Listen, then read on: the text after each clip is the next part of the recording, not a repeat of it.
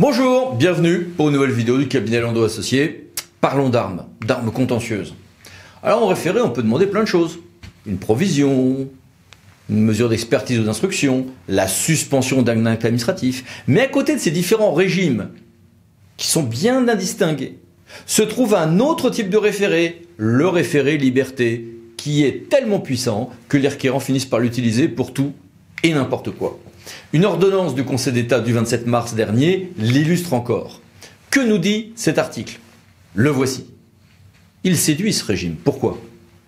Pas parce qu'il est puissant dans les pouvoirs conférés au juge, parce qu'il est rapide, 48 heures pour avoir son audience, et parce qu'il est médiatique. Sauf que les requérants finissent par oublier qu'il faut quand même qu'il y ait des mesures nécessaires à la sauvegarde d'une liberté fondamentale, qu'à cette occasion, il y a une grave et manifestement illégale atteinte à cette liberté fondamentale, et 3, que l'origine de cette atteinte soit tirée des agissements ou des négligences d'une personne morale de droit public ou d'un organisme de droit privé chargé de la gestion d'un service public, et le tout dans l'exercice de leur pouvoir. Prenons quelques exemples récents. Eh bien, en matière de handicap, donc si un élève qui a reçu pourtant une notification de la maison départementale des personnes handicapées n'a pas d'AESH, il peut y avoir référé liberté. Il peut y avoir référé liberté quand un maire fait traîner de manière exagérée un dossier d'établissement recevant du public. Il peut y avoir référé liberté en matière de fichage, même si derrière les censures par le juge sont peu nombreuses. C'est également en matière de référé liberté qu'on peut agir, par exemple, si la liberté de la presse est menacée. Là aussi, avec des censures sur le fond ou pas, une fois la recevabilité passée. Sur les conditions de vie en prison, voire la décision également très importante du 19 octobre 2000 sur la fermeture des lieux de culte, la fameuse affaire de la mosquée de Pantin a donné lieu à une validation de ce qu'avait fait l'administration, mais l'acceptation dans le principe d'un référé liberté en la matière. Et puis il y a eu de très nombreuses décisions avec des recours en référé liberté pendant toute l'époque de Covid sur la fermeture des commerces, le port du masque, les interdictions ou pas des personnes de rejoindre les lieux de résidence secondaire, la fermeture d'EHPAD. Il y a eu des censures importantes sur la fermeture d'EHPAD, sur le droit de manifester, etc. Avec des questions très intéressantes posées notamment devant le théâtre de Strasbourg sur le point de savoir de quelle liberté nous parlons en matière de masque. Mais c'est un autre sujet. Ceci dit, c'est tellement puissant, efficace, médiatique, que du coup on utilise tout et n'importe quoi, et le juge est obligé de rappeler que non, je ne peux pas utiliser le référé liberté pour faire tout et n'importe quoi. Je ne peux pas l'utiliser pour l'élection d'un maire au motif d'un problème sur l'élection municipale initiale. Je ne peux pas utiliser le référé liberté pour interdire des distributions de dividendes ou pour imposer de nationaliser des entreprises, n'en déplaise aux requérants. Je ne peux pas utiliser le référé liberté au nom du droit à pratiquer un sport. Je ne peux pas non plus dire que supprimer un colloque sur l'islamophobie est dans le principe attentatoire au droit à la liberté au point de justifier un référé liberté. Ça va être après une appréciation cas par cas.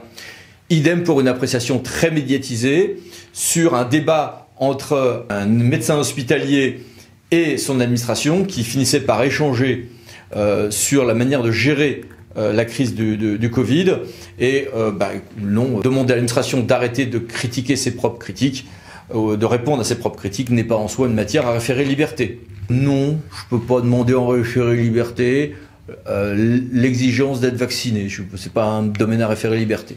Ces limites ont été rappelées de manière intéressante samedi dernier en matière de dauphins. Alors soyons clairs, il ne s'agit pas d'accuser le juge administratif de manquer d'adaptation pour nos amis les dauphins. On va citer quelques exemples.